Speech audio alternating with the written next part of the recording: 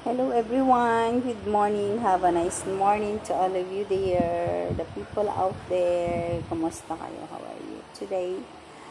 I hope you're doing fine. Sa mga taas sa buhay natin. I'm glad to tell you that we are blessed. We are blessed at all time. So now, basta na nag-video lang ako guys kasi gusto ko lang mag-greet sa inyong lahat.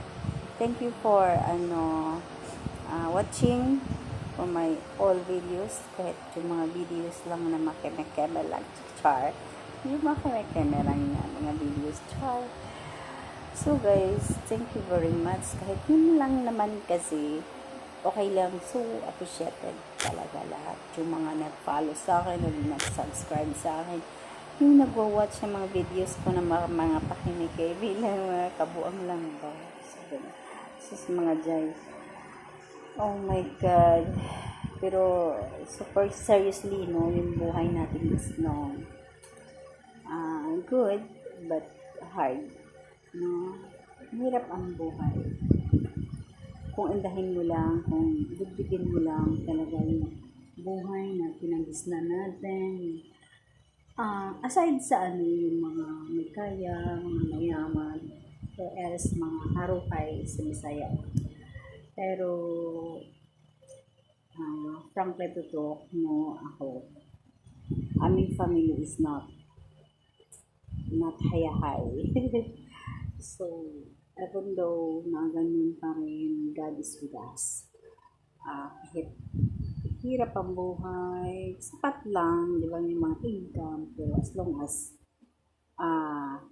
may Lord tayo sa puso, may Lord tayo sa buhay natin. So, as wala tayong magagawa kung ito yung assignment ng Diyos sa atin dito sa mundong ibabaw na ito.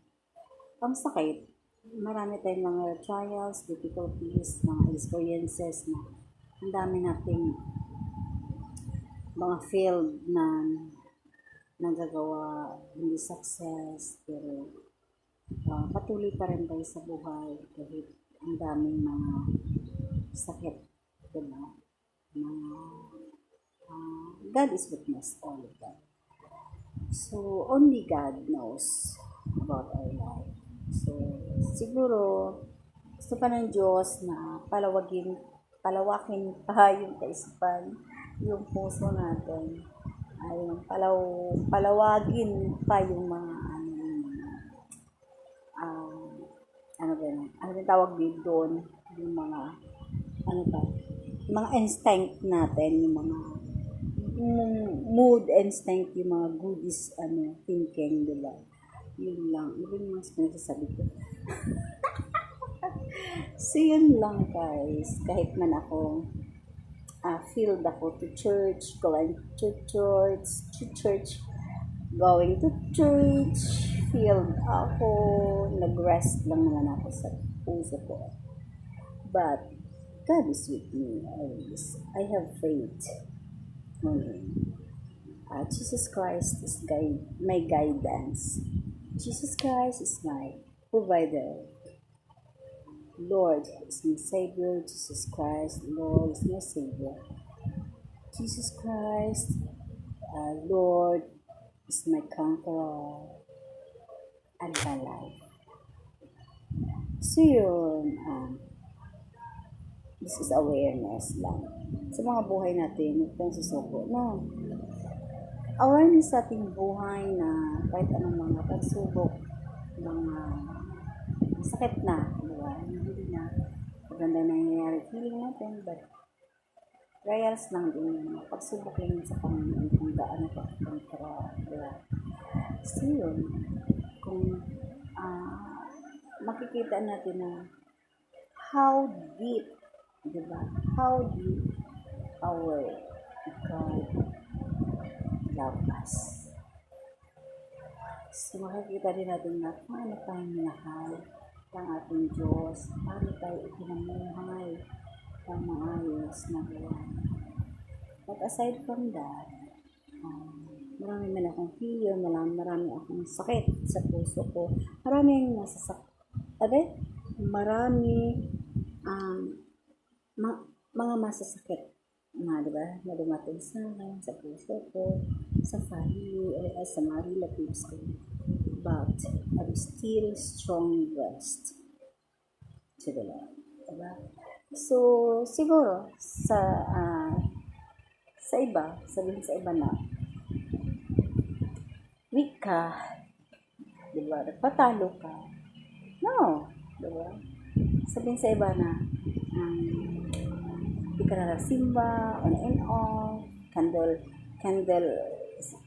your candle is off, no lighting anymore, no, not, I have candle lighting, shine, so shine, just in the church, because meron akong iniiwasan na baka mas lalo humahart, umatouch, sasaktan ko pa, diba?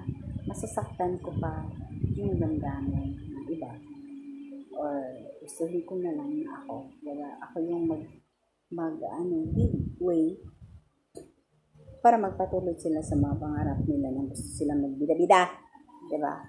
So, magbida-bida kayo, diba? Diba? Yun lang. Kung bida-bida lang, sus, 100%, diba? Pero, sabi ng Lord, give way, diba? So, kahit man lang yun lang yung dahilan, okay lang naman yun, kahit hindi nyo ko nakikita. Hindi ako nakikita sa mga tao going to church, but I have church in my house.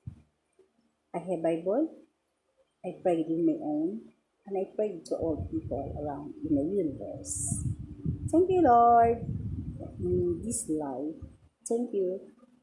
Thank you, Lord, for the life of my family, my children and husband, and my own relatives.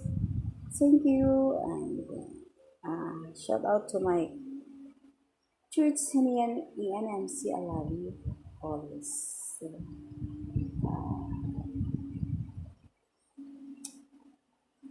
One day, I can.